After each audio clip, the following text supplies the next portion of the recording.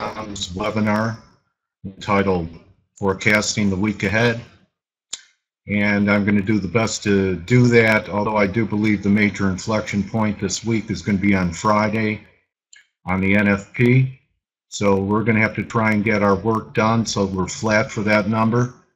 We don't want to get caught in another huge range day like this on the Fed.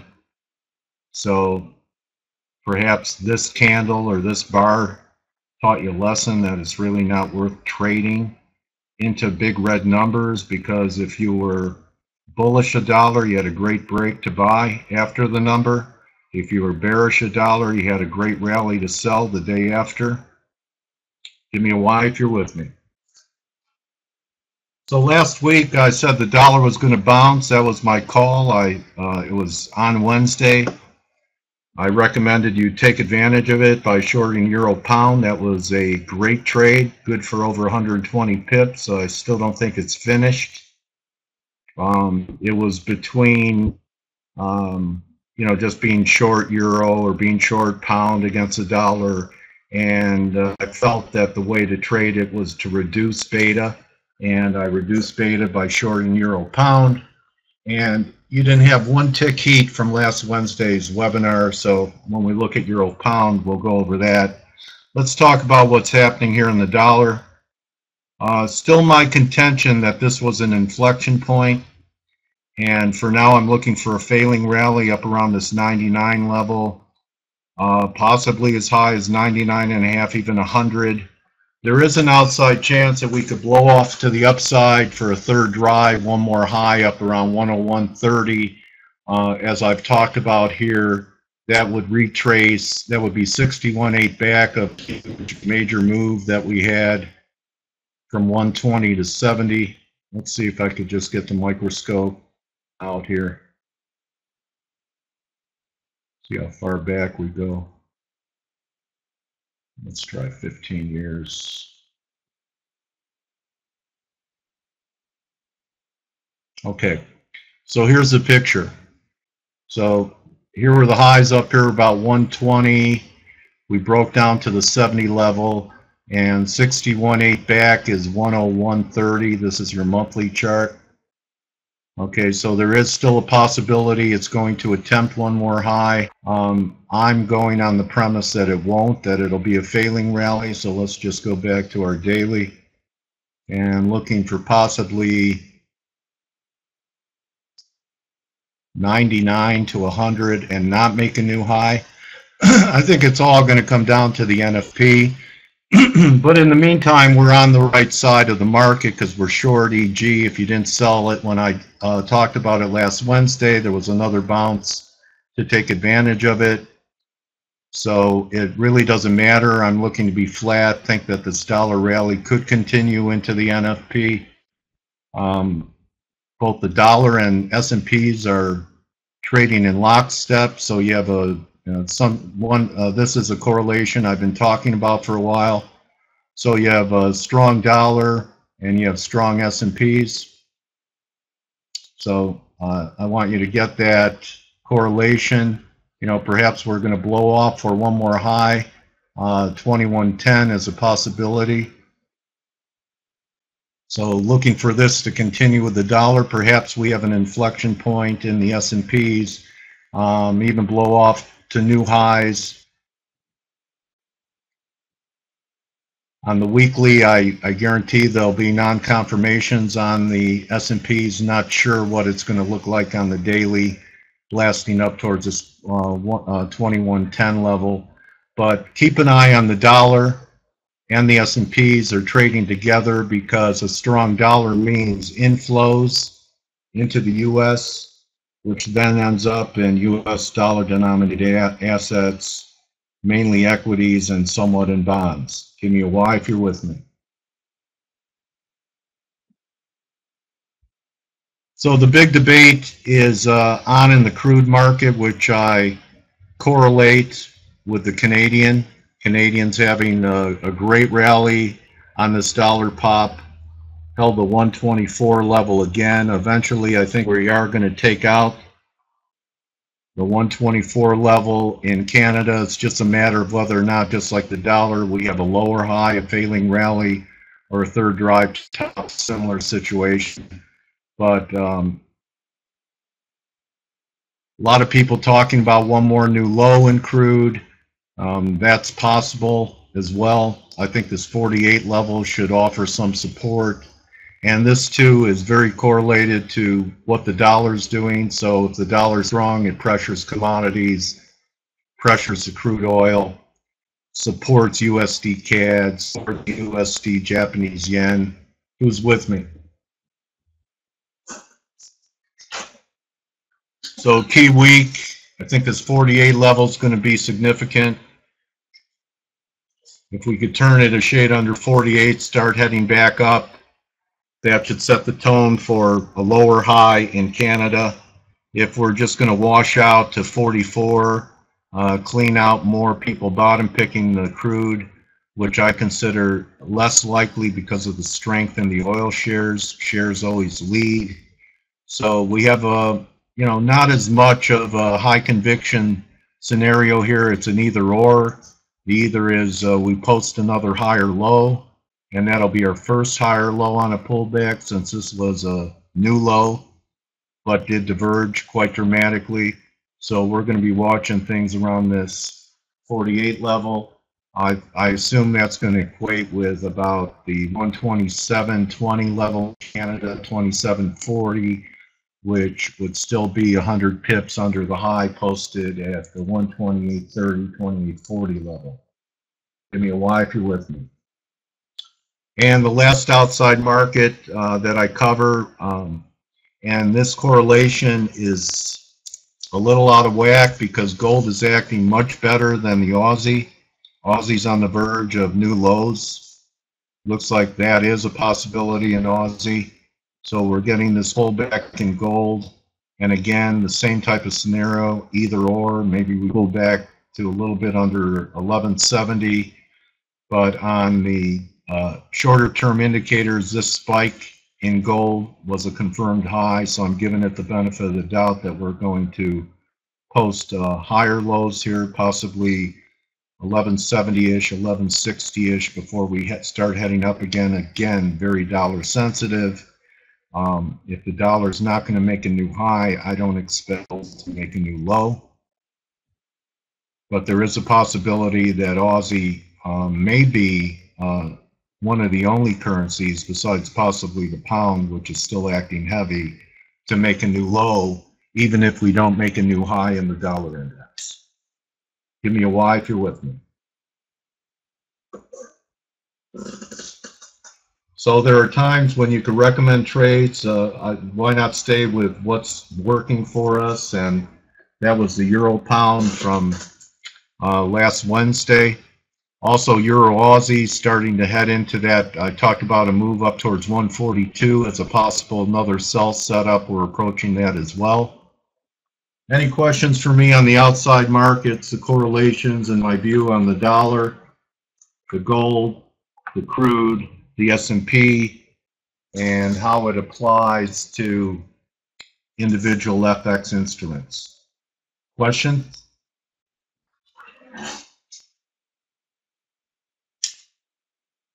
Okay.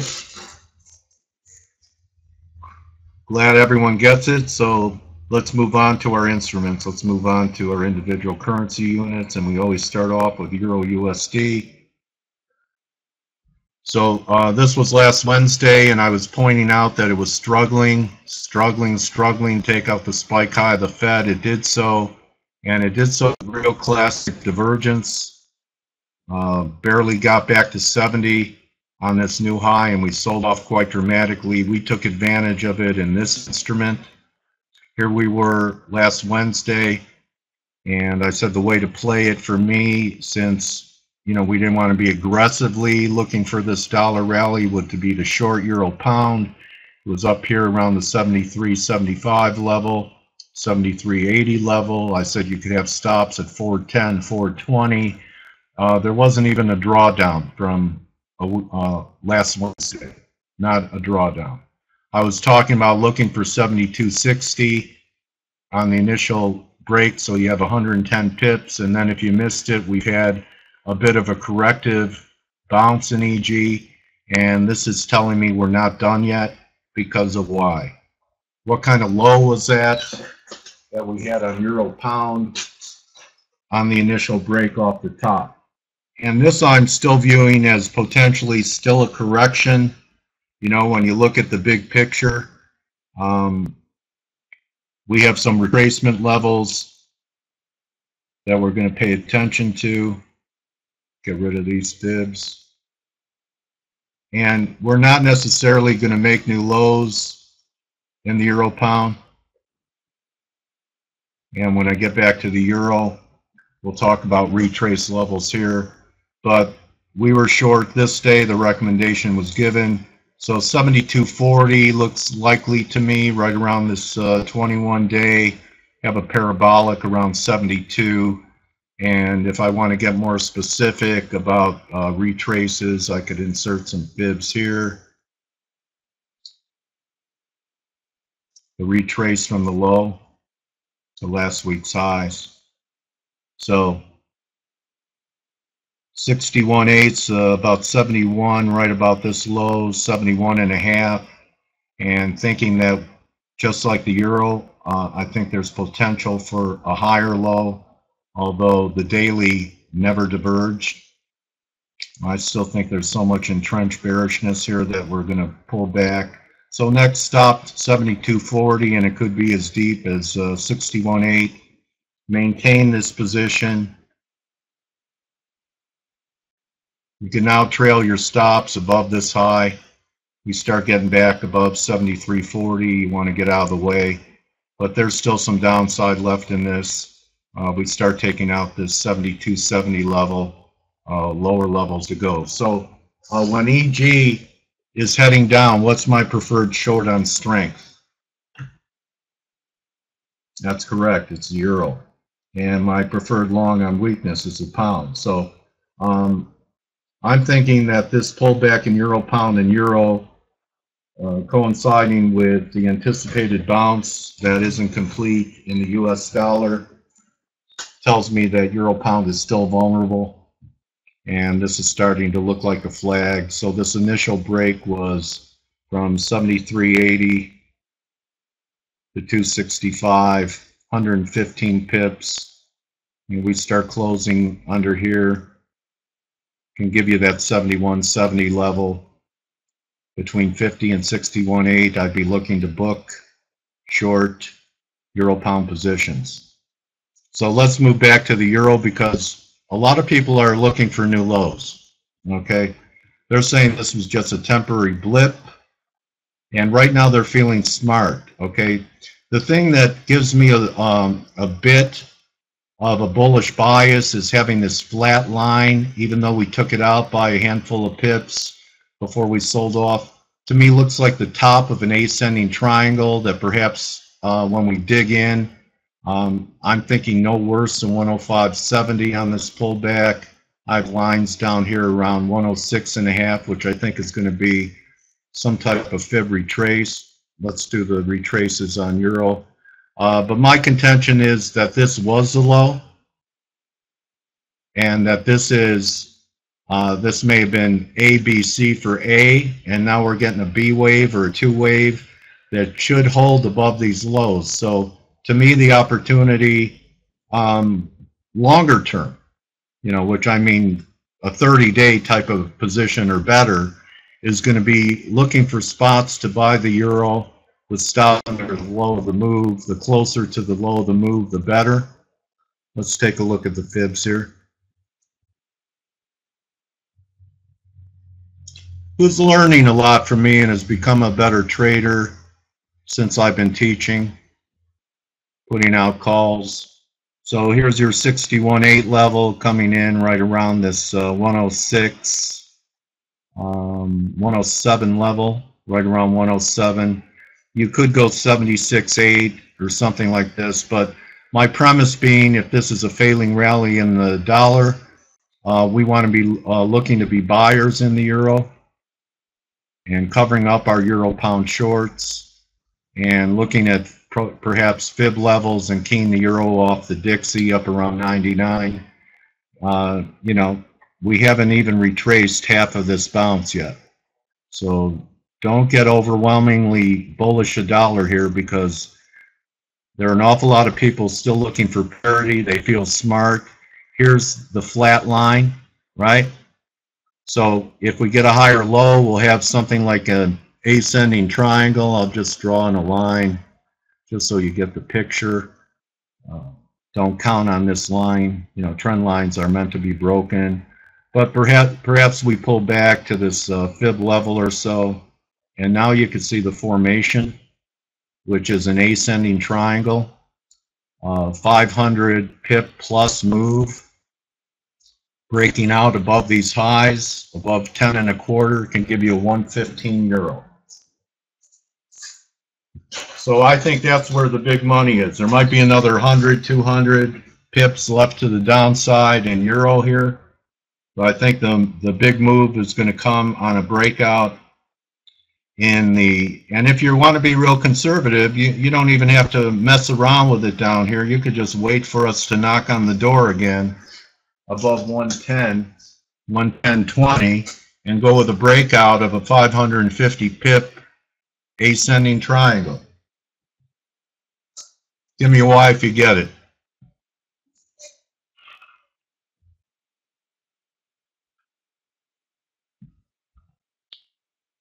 So I think that would do a little bit, although people are going to be calling this euro rally a bear market rally all the way up. People are going to try and short this thing all the way up. 115 on the big picture, you know, looks like a lot, sounds like a lot, but after a move like this, is it really a lot? 3,600 pip move. So just to, you know, once in a while it's good to break out your telescope too. I know we trade with a microscope with hourlies, 4 hour, sometimes 15 minutes to, you know, get a more precise entry and tighten up the risk on the trade. But every once in a while you gotta break out your telescope too and see the forest from the trees. Who agrees with me? So here's the forest right here.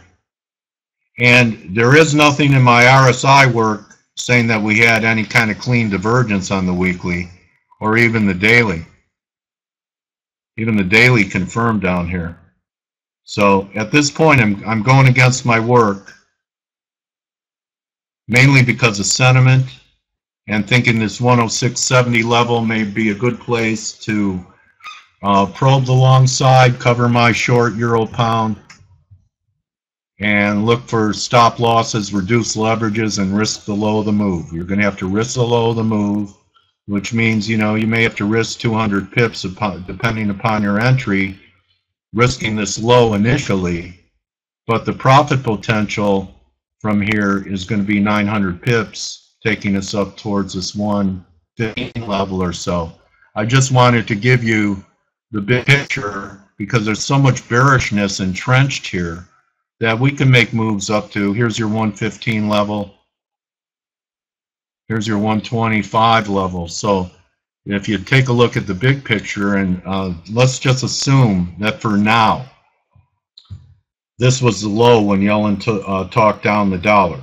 Okay, and you still have a lot of shorts trapped. Perhaps they got stopped out on a squeeze here this day, but I guarantee you there's new shorts coming in. They're making money. We were one of them. So, you know, I'm not perma anything. Okay, we took advantage of this dollar bounce after this rally. We took advantage of dollar weakness during this pop. I just want to give you the big picture on this. So if we go with some fibs from the high of the move up here, and this would just be normal market corrections, that we haven't even achieved 23% back, which is at 113. Okay, 38% back is coming in at 118. Halfway back is coming in at 122.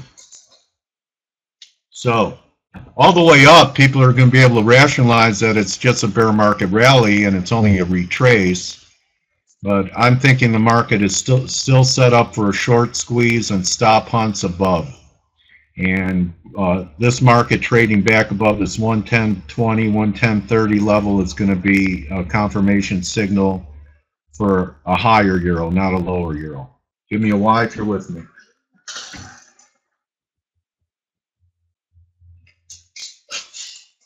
Okay, so moving on to the pound. Pound actually acting a little better than the euro today. That's why we see EG becoming more vulnerable here, trying to break down. And that should continue if I'm right, and there's more downside in the EG. The euro should lead to the downside during this dollar bounce, and the pound hold up a little bit better. So the pound for me is a stand aside.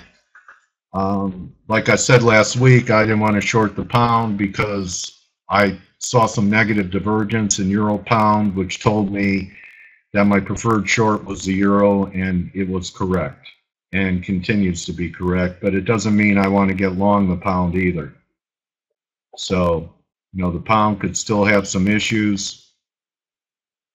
We are diverging here. It's okay with me if the pound goes up, because it's only going to reinforce the trade that now is beginning to break down again in euro pound to eventually take out these lows. So made my bed with euro pound last week up here. It was a nice ride. Recommitted on a corrective bounce and looking for these lows to be taken out. 72.5, 72.40 next, with potential downside targets that could take you to fib levels which are even lower than that. Okay, so here's your 72.40s, 38% back. Looks like about 72 is halfway, and 71.70 or so is 61.8. The key being looking for higher lows in euro pound along with the euro, but riding the shorts from last week that I called the top on a real nice divergence up here on the 1 hour. We had one, 2, 3 drives, never able to take out that high and roll over. Give me a Y if you're with me. So looking at the yen, I did nothing with it. I had a bearish bias, and I'm glad I didn't recommend shorts. I did think that we were going to break down here, so if you took this signal on a breakdown at 119.15, your next warning signal was it trading back above the breakdown. So what happens with the yen here? With the dollar attempting another rally and S&P's blowing off, I'm thinking up around 120, 105 could be a decent entry. Again, I feel neutral about this until the picture clears, which probably it won't until the NFP. So I may just wait for the NFP, and if the yen is rallying into the time zone, depending upon where it is, it could be a short. Because just like the Canada, I see a few possible scenarios here. We've had on the daily 1 drive, we've had 2, so maybe we get one more push to new highs. The other scenarios, we put in a failing rally up around 120, 105. That's my preferred count, so maybe about 100 pips higher. I'm going to be looking for reversal signals. Right now, on the 1 hour, there's a little bit too much momentum for me to fade it, so we'll see how things develop later on in the week. And most likely, because the yen's going to have probably the most dramatic move after NFP, being dollar related and risk on, risk off, going to lay off the yen until Friday. Give me a Y if you're with me.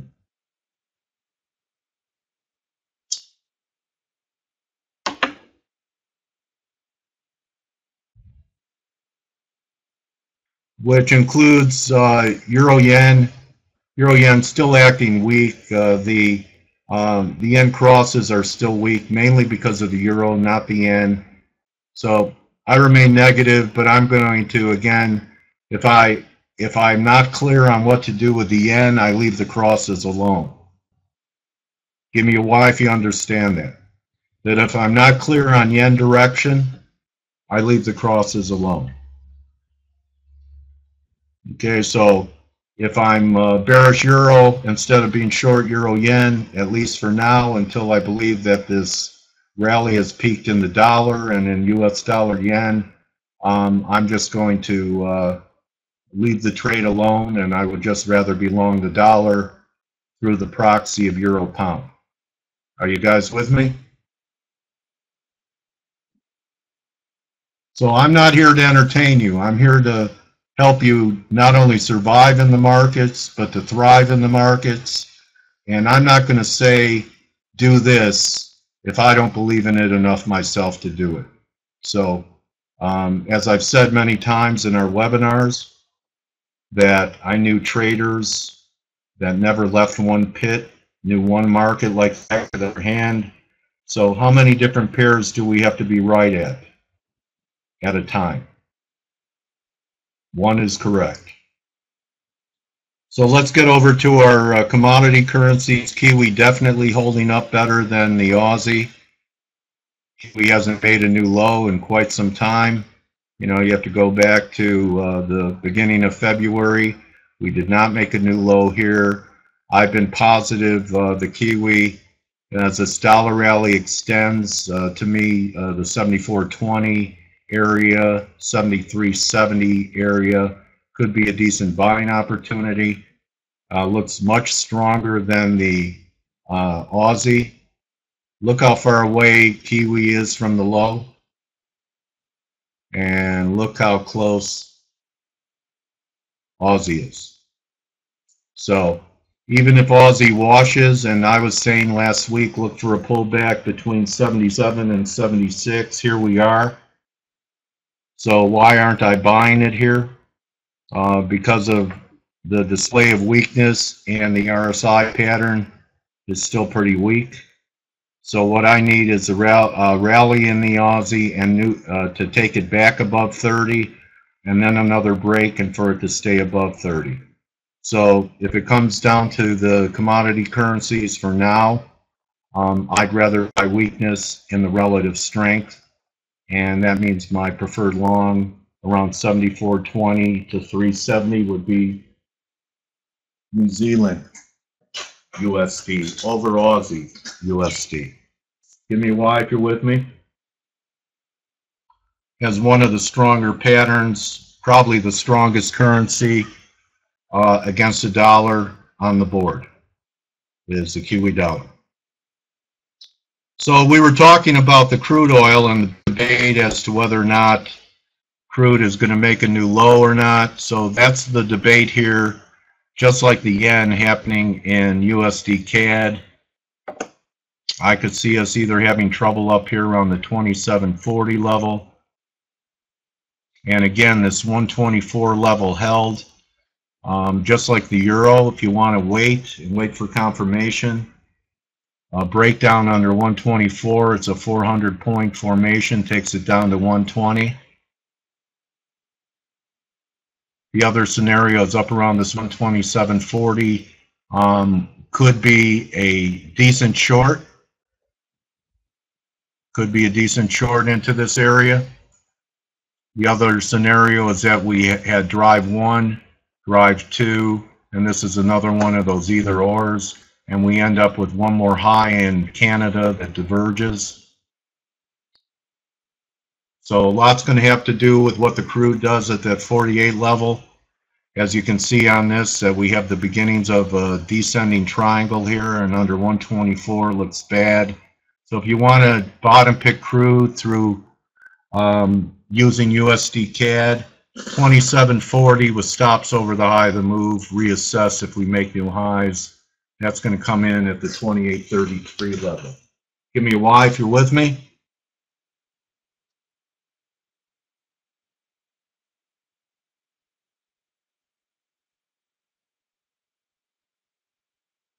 And I want to wrap it up with the Euro Aussie. Last week I talked about the Euro Aussie having the potential to rally back to the 142 level. Today's high was 41.77. So this could be completing for another wave down. To me, on the D, I said last week that we shorted it on the Fed day, made some money, but it wasn't making new lows, and I said get out of the way. That perhaps we're going to have an A, B, C, which is what we're having. Okay, so to me, this still looks like a bearish formation, A, B, C, that eventually we're going to break down and head to lower levels. So between this 42 and 42.76 level, to me, is a potential shorting opportunity.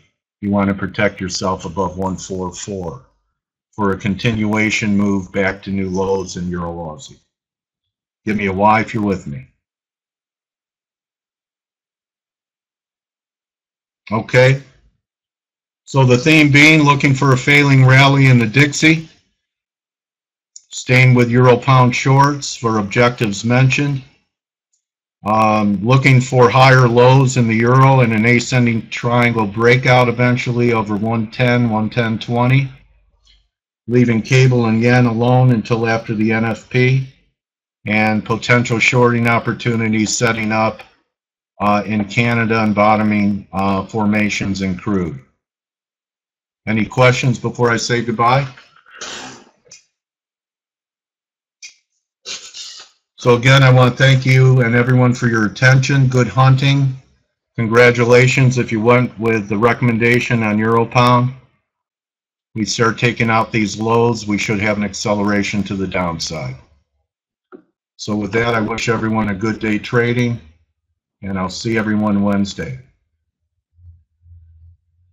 Remember, don't just count your pips, count your blessings.